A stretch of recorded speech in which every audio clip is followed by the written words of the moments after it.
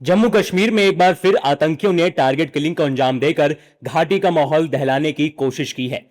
कुलगाम के केल्लाम इलाके में शुक्रवार को काम खत्म कर लौट रहे गैर स्थानीय मजदूरों को आतंकियों ने रोका, नाम पूछा, पहचान की और हिंदू होने की। रिंकू, हाँ जी, अबे आगे ते चलो हण। सत श्री अकाल बीजी। सत श्री अकाल पुत्र। ਹੁਣ ਸਾਫ਼ ਦਿਖ ਰਿਹਾ ਬੀਜੀ। बहुत साफ दिसदा। ਬੀਜੀ ਇੰਨੇ ਚਿਰ ਬਾਅਦ ਨਵਾਂ ਚਸ਼ਮਾ ਬਣਵਾ ਹੀ ਲਿਆ। किसे अपने ने पैसे भेजे ने? ते हर महीने भेजणगे। ਵਾਹ, ਫੋਨਾਂ ਤੇ ਟੂੰ ਟੂੰ ਹੋਊਗੀ ਤੁਹਾਡੇ 1 ਤਰੀਕ ਤੋਂ ਬਾਅਦ। ਇਹ ਤੁਹਾਡੇ ਪੈਸੇ ਨੇ, ਇਹਦੇ ਨਾਲ ਕੋਈ ਅਮੀਰ ਨਹੀਂ ਹੋ ਜਾਣਾ ਤੁਸੀਂ। ਮਾਵਾਂ ਭੈਣਾਂ ਨੂੰ ਸਤਿਕਾਰ ਦੇ ਕੇ ਮੈਨੂੰ ਖੁਸ਼ੀ ਮਿਲਦੀ ਹੈ ਇਸ ਗੱਲ ਦੀ। ਮੁੱਖ ਮੰਤਰੀ ਮਾਵਾਂ ਧੀਆਂ ਸਤਕਾਰ योजना ਤੁਹਾਡਾ अपना भगवंत मान की पुष्टि होते ही गोलियां बरसा दी, जिसमें 2 लोगों की मौत हो गई है। कुलगाम में शुक्रवार रात करीब 8:30 बजे आतंकी हमला, 2 गैर स्थानीय मजदूरों पर कई राउंड फायरिंग, छत्तीसगढ़ के रहने वाले मजदूर दीपक की मौत, दूसरे मजदूर भूपिंदर की जीएमसी में इलाज के दौरान मौत।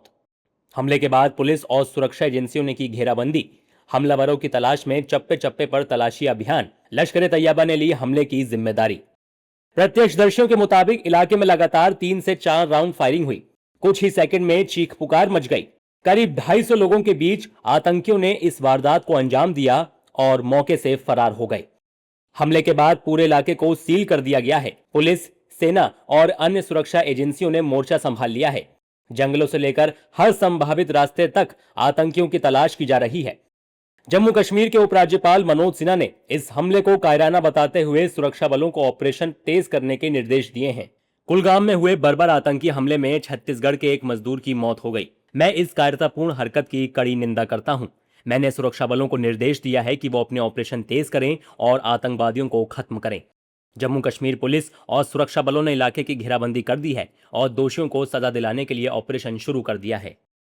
उधर छत्तीसगढ़ के मुख्यमंत्री विष्णुदेव साय ने भी गहरा दुख जताया और पीड़ित परिवारों को हर संभव मदद का भरोसा दिया है। कश्मीर के कुलगाम में हुए कायराना आतंकी हमले में छत्तीसगढ़ के एक श्रमिक की दुखद मृत्यु पीड़ादायक है। अधिकारियों को इस संदर्भ में आवश्यक निर्देश दिए गए हैं। छत्तीसगढ़ सरकार पीड़ित परिवारों के साथ खड़ी है। मृतक श्रमिक को विनम्र श्रद्धांजलि।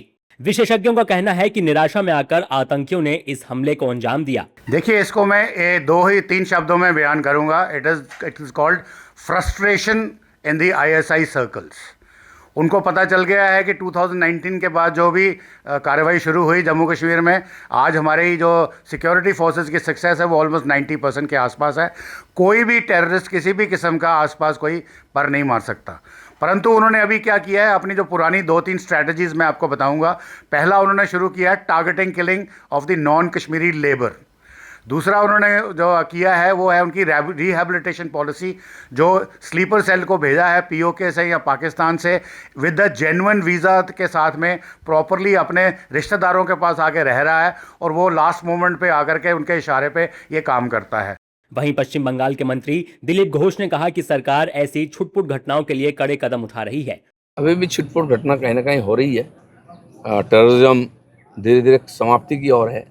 ये जो माउंट टेररिज्म था हमारे बंगाल की जंगल महल क्षेत्र में, आंध्र प्रदेश में, छत्तीसगढ़, उड़ीसा, महाराष्ट्र क्षेत्र में, वो ख़त्म हो गया लगभग। लेकिन जो दुर्गम क्षेत्र है कश्मीर जैसा जगह, अभी भी कुछ कुछ कहीं ना कहीं छुपे हुए हैं। कभी कभी इस प्रकार कृत्य करते हैं, तो सरकार कड़ाई से इसका मुकाबला करेगा। घाटी में टारगेट किलिंग की यह वारदात एक बार फिर कई सवाल खड़े कर रही है। क्या आतंकी फिर गैर स्थानीय लोगों को निशाना बनाकर डर का माहौल बनाना चाहते हैं? क्या घाटी में शांति बहाल होने की कोशिशों को पटरी से उतारने की नई साजिश रची जा रही है? फिलहाल सुरक्षा बलों का पूरा फोकस उन आतंकियों तक पहुंचने पर है जिन्होंने इस कायराना हमले को अंजाम दिया। देश दुनिया ਦੀ तमाम ਖਬਰਾਂ ਨਾਲ ਜੁੜੇ ਰਹਿਣ ਲਈ ਸਬਸਕ੍ਰਾਈਬ ਕਰੋ YouTube ਤੇ ਸੱਚ ਕਹੂੰ ਪੰਜਾਬੀ ਚੈਨਲ। ਇਸ ਦੇ ਨਾਲ ਹੀ ਬੈਲ ਆਈਕਨ ਦਬ ਕੇ ਪਾਓ ਲੇਟੈਸਟ ਅਪਡੇਟ ਸਭ ਤੋਂ ਪਹਿਲਾਂ।